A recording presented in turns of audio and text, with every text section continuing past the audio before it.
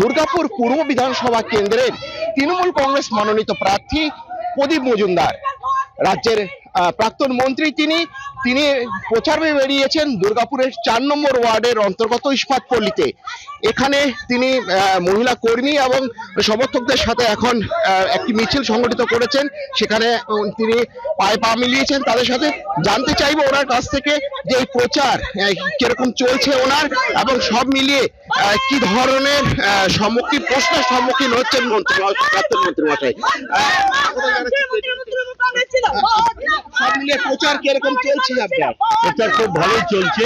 আজকে এটা অঘোষিত একটা অনুষ্ঠানে আমি এসেছি। ফেরা অনুরোধ করলো এখানে একটু প্রচারের জন্য যে দেয়াল লিখন হচ্ছে সেখানে গিয়ে কিছু দেয়াল লিখনে যুক্ত হতে। তো সেজন্য এটা পুরো অঘোষিত আমার একটা অনুষ্ঠান। তা সত্ত্বেও আমার সহকর্মীরা প্রচুর আছেন। আমি এখানে এরপরে একটা দিন ঠিক করে আমি প্রচারে আসবো। কিন্তু সাধারণত যেখানে ঘোষিত প্রচারে যাচ্ছি এত উচ্ছ্বাস আমি দেখছি যা আমি 21 সালে দেখতে পাইনি। সেই জন্য আমার মনে হয় তৃণমূল কংগ্রেসের বিভিন্ন উন্নয়নমূলক প্রকল্পের সহায়তা পেয়ে মানুষ অনেক বেশি উদ্বুদ্ধ এবং মা মাটি মানুষের দলের প্রতি তাদের সমর্থন অনেক বেশি প্রকাশ পাচ্ছে। 21-এর বিধানসভায় জয়লাভ, তারপর রাজ্যের মন্ত্রী, সব মিলিয়ে এই দুর্গাপুরের পূর্ব কেন্দ্রের আপনি নতুনভাবে আবার প্রার্থী হয়েছেন, মানে দ্বিতীয়বারের জন্য প্রার্থী। সেখানে দাঁড়িয়ে লোকে কি চাইছে, মানে কি কি কাজ হয়নি বা কি ধরনের সমস্যার কথা বলছেন? এ ধরনের সমস্যার কথা বেশি আমি শুনছি না, কিন্তু মানুষের একটা প্রত্যাশা আছে আমার উপরে। এই জন্যেই মানুষ তো না চাইতেই আমরা দলের তরফ থেকে যা আমরা উপলব্ধি করেছি সেই জন্য কাজ করেছি। অনেকে বলছেন এই ধরনের কাজ তো আগে কখনো হয়নি। সেই জন্যে তাদের প্রত্যাশা যে আমি যদি ওনাদের প্রতিনিধিত্ব করি আরও দ্রুততার সঙ্গে অনেক বেশি উন্নয়ন তারা দেখতে পাবেন। তার সঙ্গে সঙ্গে বিভিন্ন ক্ষেত্রেই তা আরও বেশি কাজ হবে সেটা তারা দেখতে পাবেন, এবং তার ফলে আর্থসামাজিক উন্নয়ন এই জায়গার ত্বরান্বিত হবে। আমরা দেখছি এই প্রচারে বেরিয়েছে মহিলা কর্মী সমর্থকদের একটা উৎসাহ কিন্তু লক্ষণীয়, কারণ রাজ্য সরকার মহিলাদের জন্য অনেক রকম প্রকল্প চলছে।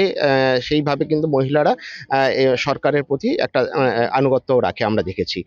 সব মিলিয়ে আপনি কি মনে করেন যে মহিলা ভোটার কি বেশি ভোট দেবে এবারে তৃণমূল? আমাদের দল বরাবরই, আমাদের নেত্রী একজন মহিলা নেত্রী, অত্যন্ত সফলতার সঙ্গে তিনি একদিকে যেমন রাজ্যবাসীর প্রত্যেকের উন্নয়নের দিকে তীক্ষ্ণ দৃষ্টি রাখেন এবং সব প্রতিকূলতাকে, সব বঞ্চনার ঝঞ্ঝাকে কাটিয়ে তিনি তাদের নিরবিচ্ছিন্নভাবে প্রত্যেকের উন্নয়নের দিকে দৃষ্টি রেখে তাদের উন্নয়ন সুনিশ্চিত করেন। আর একদিকে নানা রকম চক্রান্ত এবং বাংলাকে কুলসিত করা, বাঙালিকে হেনস্থা করা বাংলার বাইরে, এবং তাদের অধিকার কেড়ে নেওয়ার যেই চক্রান্ত, তার বিরুদ্ধেও তিনি গর্জে ওঠেন এবং সুরক্ষিত রাখেন সবাইকে। সেটা বরাবরই ওনার 2011 সাল থেকেই ওনার আমাদের রাজ্যের মা বোনেদের প্রতি যে প্রথাগত অবহেলা ছিল, যে দ্বিচারিতা হতো, সেগুলো কাটিয়ে আমাদের মা বোনেদের অনেক স্বনির্ভর করে তোলা, তাদের সমাজে সম্মান বৃদ্ধি করা। যেমন ধরুন 50% বেশি আসন ত্রিস্তরীয় পঞ্চায়েতে সুরক্ষিত রাখা। এসবের মাধ্যমে বিভিন্ন প্রকল্প তাদের নামাঙ্কিত করে তাদের হাতে তুলে দিয়ে উনি সমাজে একটা অন্য দর্শন এবং অন্য একটা নিদর্শন তৈরি করেছেন। তার ফলে এমনি আমাদের মা বোনেরা অনেক বেশি সমর্থন দেন মা মাটি মানুষের সরকারকে এবং মা মাটি মানুষের দলকে। তার প্রতিফলন এবারে আরও বেশি হবে, বিশেষ করে যখন মহিলারা আক্রান্ত হচ্ছেন বিভিন্ন দিকে। পশ্চিমবঙ্গের মা বোন বলে তাদের ভোটাধিকার থেকে বিশেষ করে বঞ্চিত করার চেষ্টা হচ্ছে। তাদের অনেক রকম ব্যঙ্গের সম্মুখীন হতে হয়, কারণ মাননীয় মুখ্যমন্ত্রী মহিলাদের জন্য যা কিছু করেন সেটা নিয়ে তারা অনেক রকম কটূক্তি করেছেন আগে, এখন দেখছি তারা ওগুলো অনুকরণ করছেন।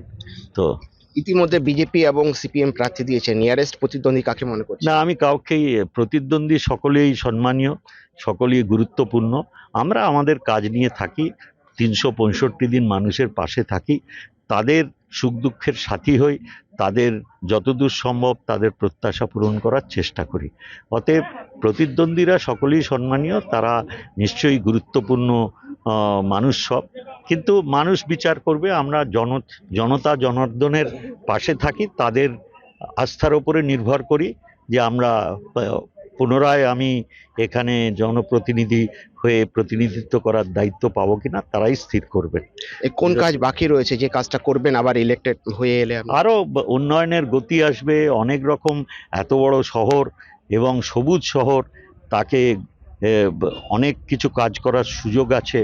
আমাদের জীবন জীবিকাকে আরও বেশি উন্নত করা, খুব ত্বরান্বিতভাবে উন্নয়ন করা, শিক্ষাক্ষেত্রে দুর্গাপুর আজকে একটা বিশেষ স্থান অধিকার করে রয়েছে, সেখানে আরও উৎকর্ষতা আনা, স্বাস্থ্য পরিষেবায় বিশেষ করে নিখরচায় যেসব স্বাস্থ্য পরিষেবার ব্যবস্থা আছে সরকারি হাসপাতালে তাকে আরও উন্নত করা, এবং শিক্ষাক্ষেত্রে আমাদের মাননীয় মুখ্যমন্ত্রী যে সত্যেন্দ্রনাথ ঠাকুর সিভিল সার্ভিসেস ট্রেনিং সেন্টার করেছেন, সেই রকম ধাঁচে এখানে একটি তার শাখা করে আমরা এখানকার যুবক যুবতীদের আরও উচ্চাকাঙ্ক্ষা পূর্ণ করা এবং আরও বেশি পারদর্শী হওয়ার দিকে এগিয়ে নিয়ে যাওয়ার সচেষ্ট হব।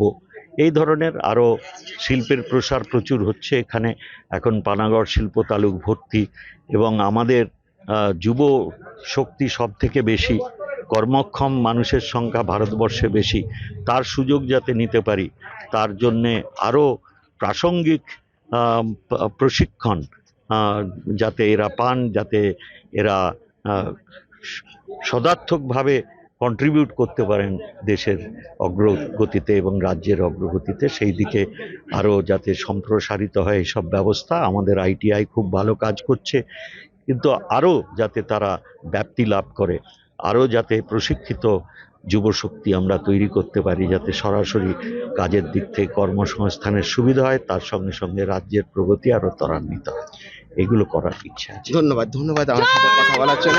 যেটা রাজ্যের মন্ত্রী, প্রাক্তন মন্ত্রী যেটা জানাচ্ছেন, তৃণমূল প্রার্থী প্রদীপ মজুমদার, তিনি যদি আবার ভোটে জয়লাভ করে আসেন তাহলে নতুন বেশ কিছু উদ্যোগ তিনি নেবেন এই দুর্গাপুর পূর্বের উন্নয়নের জন্য।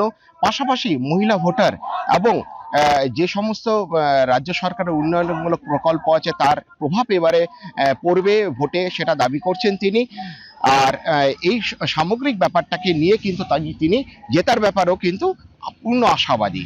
ক্যামেরায় তন্ময় দাসের সাথে কৌশিক বড়ুয়ার রিপোর্ট, KTV বাংলা।